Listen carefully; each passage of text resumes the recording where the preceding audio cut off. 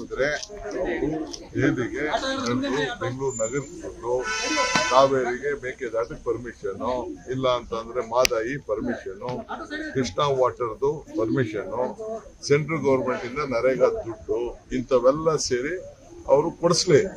ಅದು ಬಿಟ್ಬಿಟ್ಟು ಬರೀ ಖಾಲಿ ಮಾತಾಡ್ಕೊಂಡು ಬೇರೆ ಏನಿಲ್ವಲ್ಲ. ಅದಕ್ಕೆ ಪ್ರಚಾರಕ್ಕೋಸ್ಕರ ಈಗ ಧರ್ಮಸ್ಥಳದ್ದು ಎಲ್ಲ ನಾವು ಅವ್ರಿಗೆ ನ್ಯಾಯ ಒದಗಿಸ್ಕೊಟ್ಟಿರೋರು ನಾವು. ಅವರು ಅದಕ್ಕೆ ಮುಂಚಿತವಾಗಿ ಬಹಳ ಹೈ ಸ್ಪೀಡ್ ಅಲ್ಲಿ ಹೊಟ್ಬಿಟ್ಟವ್ರು.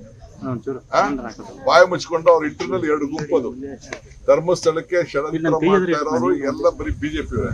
ಈಗ ಅವ್ನ ಯಾರೋ ಬುರ್ಡೆ ಗಿರಾಕಿ ಇದಲ್ಲ, ಯಾರವನು ಬಿಜೆಪಿ ಇರ್ತಾರೆ. ಅದು ಬಿಜೆಪಿ ಅಂತ ಹೇಳ್ಕೊಳಕ್ ಅವ್ರ ಕೆಲ ಆಯ್ತಲ್ಲ. ತಿಮ್ರೋಟಿ ಮತ್ತೆ ಮಟ್ಟಣ್ಣ ಯಾರಾಗ್ಲಿ ಅವರೆಲ್ಲ ಬಿಜೆಪಿ ಅವ್ರ ಹೆಸರು ಬೇಡ, ಅವರೆಲ್ಲ ಬಿಜೆಪಿ ಅವರು.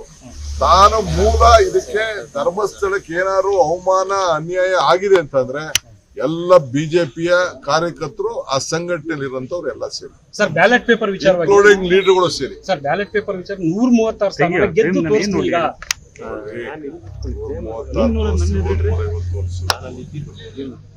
ಈಗ ನಾನು ನಾಳೆನೋ ನಾಳಿದ್ದು ಕಾನೂನು ತಂದು ತೋರಿಸ್ತೀನಿ.